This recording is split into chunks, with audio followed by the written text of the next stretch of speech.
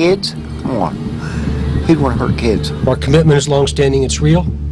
It's as real today as it was 365 days ago, and it'll be as real tomorrow as it was today. 1 year ago today, the quiet town of Delphi changed forever when Abby Williams and Libby German never returned home after going for a hike. Good evening, I'm Brett Thomas. And I'm Heather Herron. A year ago tonight, the search for them began, and a day later, their bodies were found. No one has been arrested for their deaths, and News Channel 15's Kelly Roberts is in Delphi right now, asking family and police what the last year has been like. So, Kelly, what's the town of Delphi like a year later? It's like a day hasn't gone by here in Delphi. The family of one of the girls says they cannot believe it's been a year, but still, the state police superintendent was on this trail talking about the case this afternoon, 1 year after Abby and Libby began their walk. Now, dozens of police forces, 2 families, and a whole community are still searching for answers.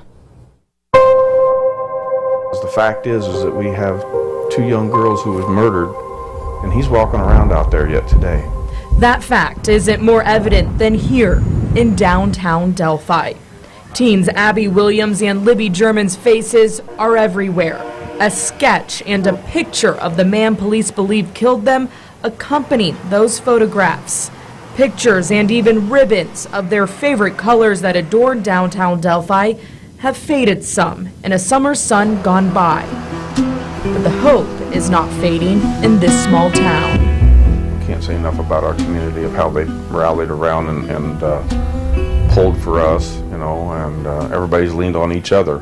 365 days gone by. First off, it doesn't seem like 365 days. Really doesn't seem like it's been a year. While some of these storefronts seem frozen in time, posters never leaving the window since they were first distributed.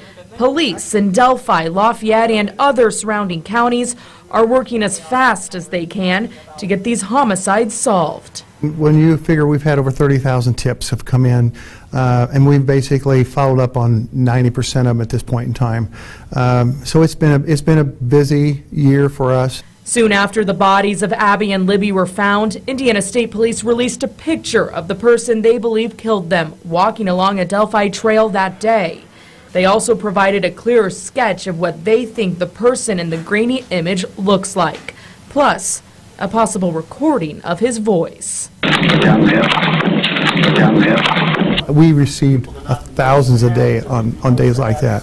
And even in the months where no new information is coming out and no national television appearances are scheduled, the tip line is still ringing. We're still averaging 3 to 4 tips a day.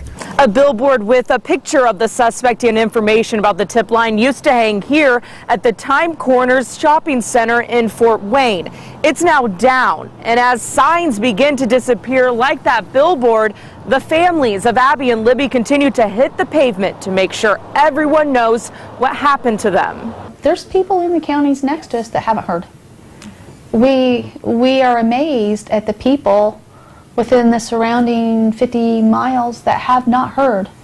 There may be somebody in California that's heard about it, but there's somebody 50 miles that hasn't. Mike and Becky Patty, Libby's grandparents, travel nearly every weekend to markets or festivals where they can set up a booth about Abby and Libby. We're waiting for the day that somebody walks up and says, I know that guy. So, you know, that's our focus.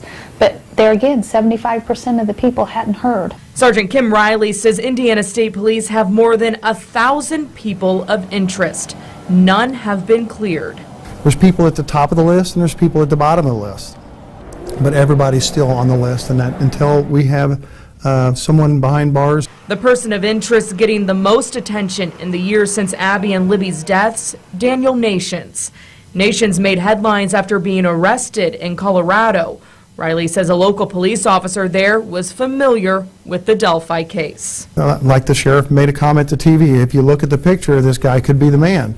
Well, if you put the pictures we have up of him and then you put the pictures we have of the suspect, there is some likeness to it. But just because somebody looks like that person doesn't mean that that's the person that did it. Indiana State Police did go to Colorado to speak to Nations. He has not been named a suspect. I'm not saying he is the one that did it. I'm not saying, you know, how, where he's at on the scale, but he's one of those we're looking at. So the search continues, as does life without Abby, Libby, and closure. It's on your mind all the time. All the time. I can't. It's just the way, that's our life now. A year will come and go. It's an uncharted ground, you know, for us, obviously. It's unscripted. You know, there's not a book to say, okay, here's what we're going to do after the 1 year mark. It's just not a clear path. But the focus remains the same from day one. The only path I know that we're going down is one to try to catch this guy. Hear more from Mike and Becky Patty about when they miss Libby the most, up right now on WANE.com. Also up on WANE.com, we have Sergeant Riley on another investigation happening in Carroll County.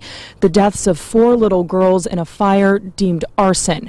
And coming up on Nightcast, we have an interview with State Police Superintendent Doug Carter about this case.